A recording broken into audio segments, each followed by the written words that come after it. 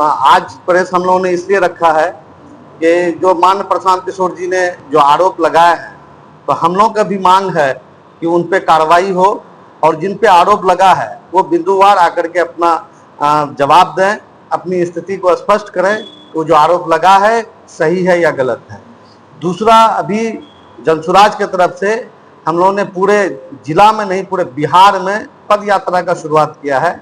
हम लोग हर कैंडिडेट जो भी संभावित उम्मीदवार हैं पूरे जिला में, वो हर प्रखंड वाइज जा करके मिल करके एक साथ, ये नया चीज हो रहा है कि सारे जो उम्मीदवार हैं सब मिल करके एक साथ जा करके अपने जनता के बीच में जा रहे हैं, मिल रहे हैं और जनसुराज की बातों को बता रहे हैं कि जनसुराज क्या है, हम क्या करना चाहते हैं। हम लोग का एजेंडा मात्र 5 एजेंडा है, वो आज के डेट में सबको पता है और उसी एजेंडा पे न ज्यादा न कम, उसी एजेंडा को लेकर के हम लोग चल रहे हैं और सरकार बनती है तो उन्हीं 5 एजेंडा को पूरा करने के लिए हम लोग वचनबद्ध हैं और इसी आशय के साथ में हम लोग पूरा जगह जा भी रहे हैं, घूम भी रहे हैं, अपनी बातों को कह भी रहे हैं और लोगों से अपील भी कर रहे हैं कि आप एक बार बदलाव को देखते हुए इस बार हम लोग को मौका दीजिए और जो बदलाव का जो लहर चल चुका है पूरे बिहार में उसमें शामिल होइए, भागीदार बनिए। उसके बाद फिर हम लोग की सरकार बनती है। जो हम लोगों ने जो 5 एजेंडा, जो 5 मुद्दा पे काम किया है या बोल रहे हैं, उसको पूरा करने के लिए हम लोग पूरा तन मन से लगेंगे और उसको पूरा करेंगे। एजेंडा बता दीजिए। सबसे पहला है, जो आज के डेट में जो पूरे बिहार से लोग 55% युवा जो जा करके बाहर में अपने बूढ़े माँ बाप को, बीवी बाल बच्चों को छोड़ करके जो पूरे बिहार में जाकर, बिहार से बाहर में जाकर के 10 से 15 हजार के लिए खट रहे हैं, उसके लिए पलायन को रोकने की हम लोग का अगर सरकार बनती है तो छठ तक के बाद में कम से कम 10 से 15 हजार का हम लोग व्यवस्था पूरे बिहार में करने जा रहे हैं ताकि जो पलायन यहाँ से होता है उसके लिए लोग युवा बाहर नहीं जा सके। दूसरा है बच्चों की पढ़ाई।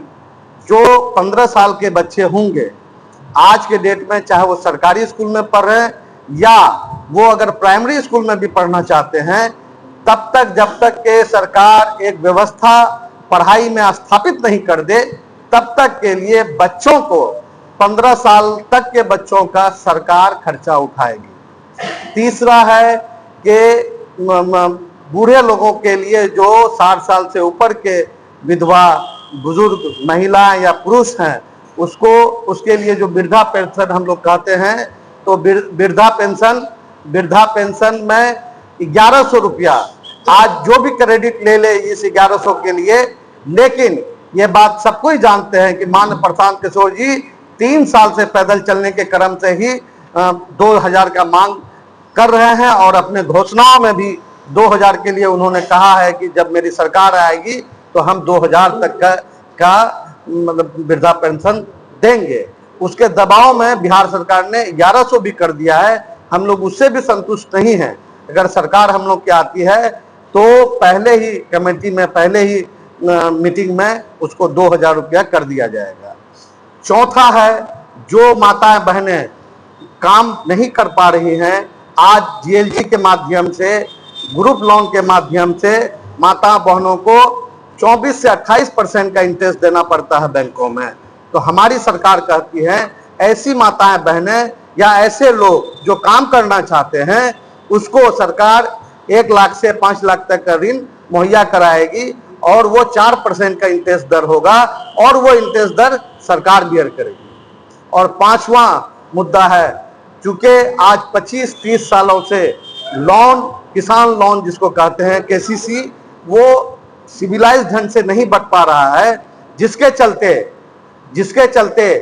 क्या कहते हैं, जिसके चलते कि हम लोगों जो किसान हैं उसको सस्ता दर पे किसानी मतलब की खेती वो बेच करके फिर दूसरा खेती करते हैं, जिसके लिए कि उसको जो मूल मुआवजा है वो मूल मुआवजा नहीं मिल पाता है। लोग धान 1500-1600 में शुरू में ही बेच देते हैं, जबकि धान का मार्केट रेट 2200-2300, सरकारी रेट 2300 है। उसके बाद भी 1500-1600 में 100 में बेच देते हैं।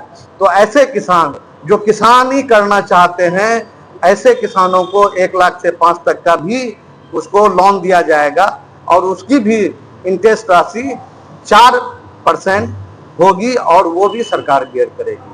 तो ऐसा हम लोगों ने कोई एजेंडा नहीं बोला है कि हम जो एक सरकार उसको पूर्ण नहीं कर सके। इसलिए हम लोग का मात्र 5 मैनिफेस्टो है, उसमें बूढ़े, जवान, बच्चे और महिलाएं सबको लेकर के चलने के लिए हम लोग वचनबद्ध हैं।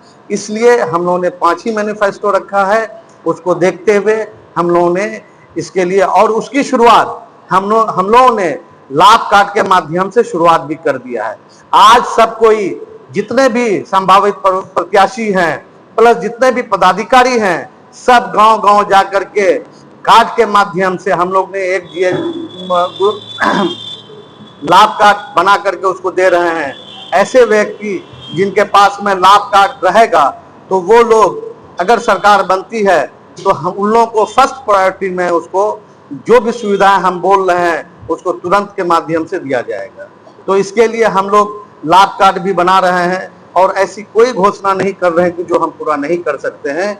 इसलिए आज की ये महत्वपूर्ण बैठक थी और प्रेस कॉन्फ्रेंस था। इस बिहार के बदलाव में हम अररिया वासियों से, बिहार वासियों से ये गुजारिश करते हैं कि पिछले 70-75 सालों में आप लोगों ने जिसका भी साथ दिया है वो आज राज करके ही चल रहे हैं।